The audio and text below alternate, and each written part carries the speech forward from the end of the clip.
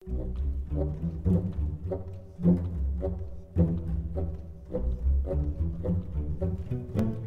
folks, Justin here. Welcome to our 2,000 subscriber celebration. We have a couple cool things planned here today. We have a series of screenshots, a slideshow where I'm going to talk about the history of my experience with the game, sort of the history of the meta of the game, just sort of talking for a little bit, about 7 minutes, about how I started playing and how we got to where we're at now, and some interesting little tidbits and things that I picked up while I was in closed beta that I can talk about.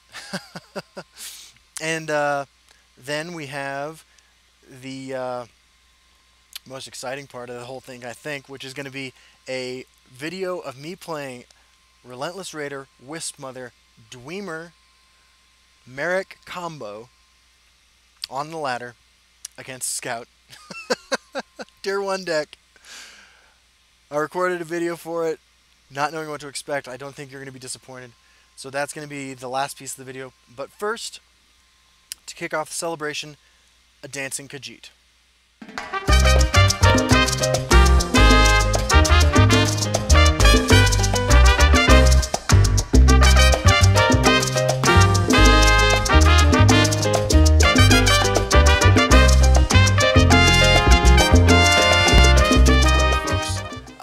Thank you again for joining me for our 2,000 subscriber celebration. We have a slideshow running in the background of some pictures I've taken in the time I've been playing. I'm playing Elder Scrolls Legends for about 6 months now. And I haven't taken enough screenshots to capture really my experience. But I figured that some of these, like a Sharpshooter Scout with 12 strength, 12 attack, speak for themselves. And they're just, kind of reflections. Going through these made me feel really excited about all the cool times I've had playing this game. And I wanted to talk a little bit about some of the cool things that had happened in the last 6 months of playing this game. We have a Wabbajack that gave me a Night Talon Lord there. We have a Wabbajack that gave me a Sweet Roll, which I'm using to kill somebody with. That's always exciting. And yeah, so we're going to start in May when I first started playing. Things that I'm going to cover are things that I've heard developers and other staff members involved in creating the game mention. So I'm only disclosing things that have already been disclosed as far as the non-disclosure agreement goes. I have a 2020 Flush Atronach right there. But yeah, so back in May, the first real deck to beat, and I mentioned this earlier, we have a Treeminder doing his Dr. Boom impression there, there was an Action Mage deck that was really popular. I started playing that in June. Orcs were really big in the beginning, followed by Battlemage, which was really big. For a couple months there, I think I would go weeks without playing another person playing Scout. That's Celine, my cat. Celine's image, by the way, can now be found on... There's a link in the description of my videos from now on. Sandra, my girlfriend who does the editing and a lot of the production work behind the scenes to make these YouTube videos possible, has a store open now where she's selling prints and design and things that have her artwork on them, her photography, including that picture of Celine. So feel free to check that out. But Battlemage was huge, and I remember one of the jokes back then in the day was that Assassin was unplayable. It wasn't until actually open beta started that the first Assassin deck came out and was a powerful, strong deck, and that was actually the first person to hit Legend #1, I do believe, in open beta was playing a Assassin Goblins deck, which kind of took the game by storm for a little while there.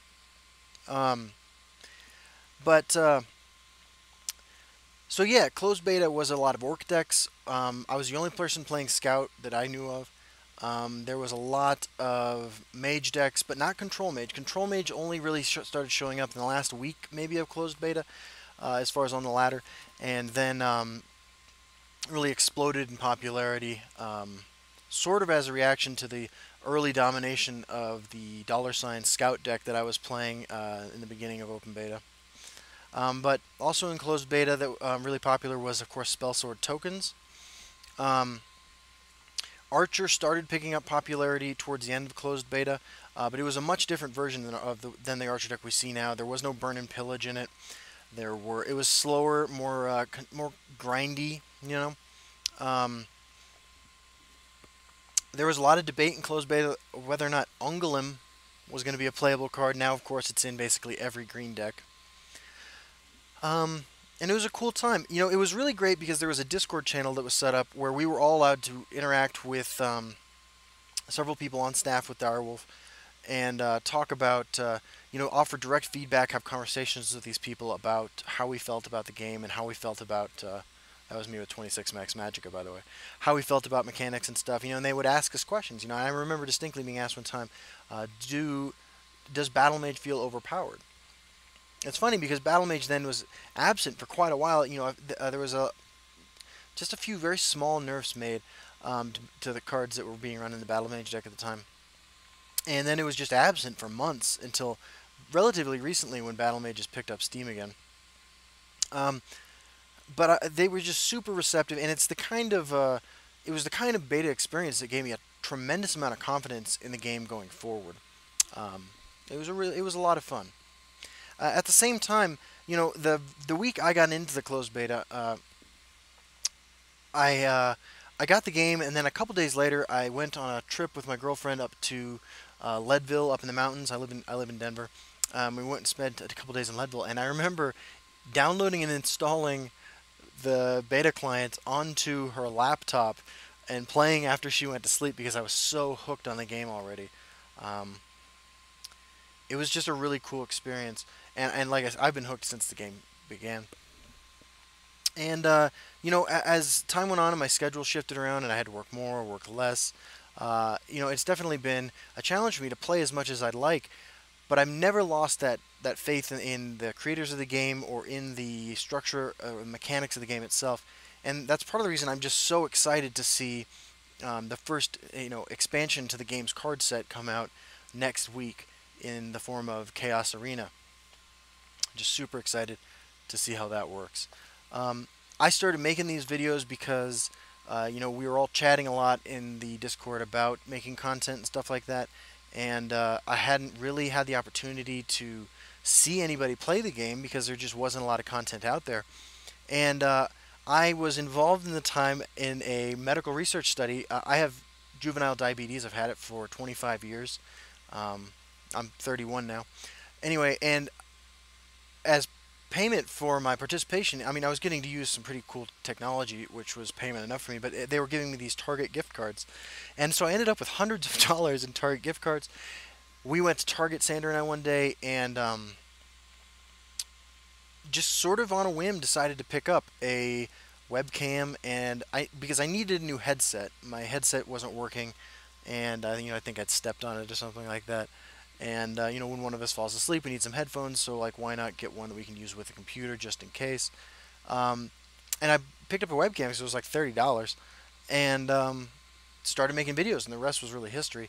I recorded a few games at first. Learning how to use the OBS client,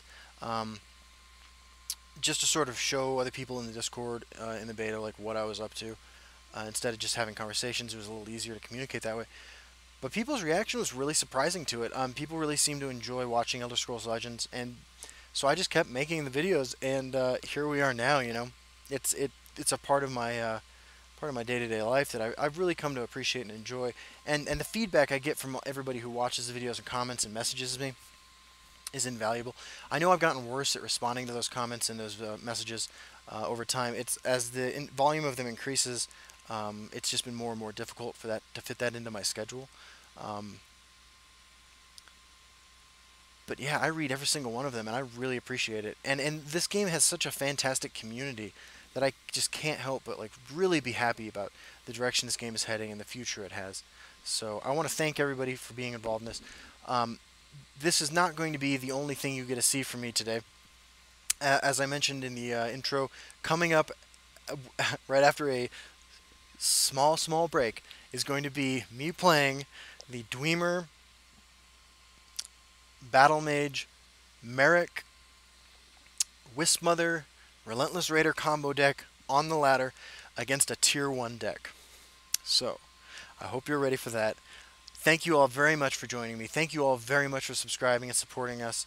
You know, I'm not doing this because I want to make money, I want to be famous or anything like that. I have no illusions about changing my career path because I love what I do. I just want to be a part of this game's community, and this is how I'm expressing my love for this game. And the expression of love I get for the game and just for gameplay and community in general from all of you is just overwhelming. You are all absolutely the best, and I'm really excited to see what happens in the future. Next week we'll be playing a whole lot of Chaos Arena, so make sure you check that out. And I will see you all on the ladder as usual. Stay tuned because we have a fantastic game here for you to celebrate 2,000 subscribers. And have a great evening. Howdy folks, Justin here. We're hopping onto the ladder to continue our 2,000 subscriber celebration. We are playing the Merrick Wisp Mother Relentless Raider Dwemer deck. Really, the name of the deck says it all. We are going to try to bring you a game worthy of the 2,000 subscriber celebration we're doing right now. So we're playing against Windos, maybe? Scout, rank 2. I'm sure this is going to go well for us. We'll keep the card draw. Try to cycle into some better stuff. You know, if he's on the really slow strategy, we might be able to steal a win. But we are in it right now for the lulz. Let's see if we can't have a few of them. We'll save our elixir probably, unless he's some kind of aggro deck that we just fold to. We will take our time. As it would appear our opponent is doing as well. Okay.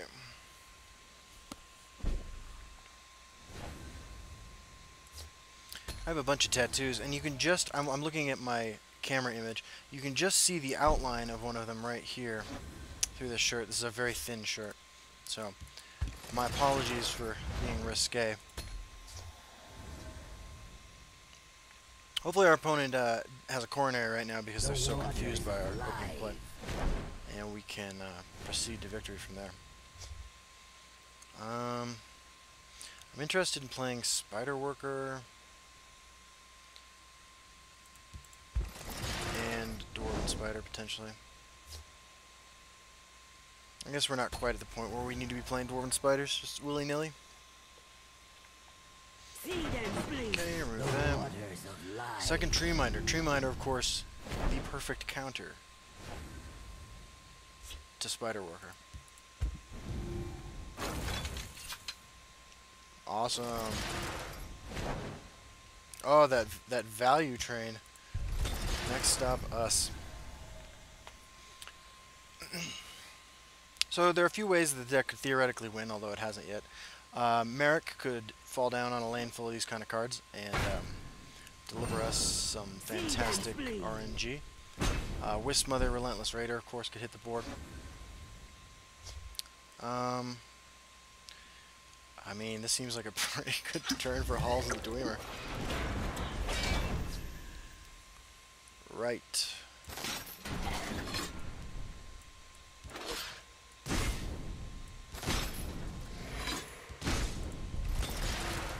And of course, the third way to win is Halls of the Dwemer. We have Sentinel Battlemage in here just because, you know, we're running all these tiny garbage creatures, and it's always possible we could steal a win with them. That enchanted plate over there doing a lot of work for our opponent, of course. We do have Wisp Mother. I think we want to lay down Spider Worker and potentially Mechanical Ally.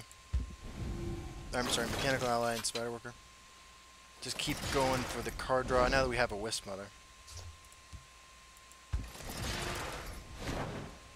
He, I assume, is digging for a Shadowrun Priest. I don't know what else he would be up to. The forest is my strength and my courage. Yeah.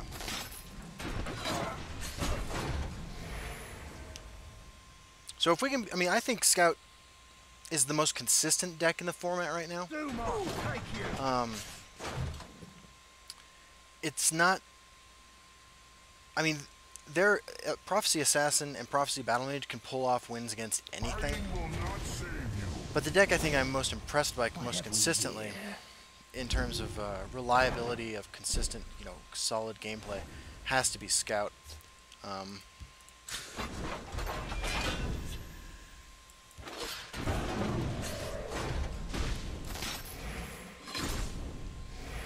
that said, I'm pretty sure we just beat a Tier 1 deck with the worst deck in the format.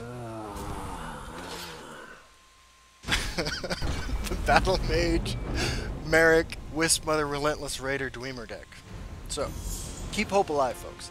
That's the message that I want to convey here with the 2,000 subscriber celebration gameplay video. Don't ever think you're out of it, right?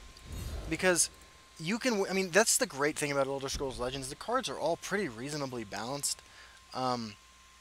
Certainly, certain colors feel more oppressive than others, and I think that's largely because of how much they're played. Blue feels really powerful because you see a lot of blue in Arena, and that sort of bleeds over into Battle Mage and Sorcerer these days on the ladder. And Scout, of course, kind of makes green feel super overpowered, as does Archer, which is an amazing deck that is not very popular at the moment. But I just beat what I think is the best deck in the format with a deck running 3 Enraged Mudcrabs, so don't lose faith, guys. Sheogorath will not forsake you. Thanks for watching the game. Hopefully there's more celebration to come.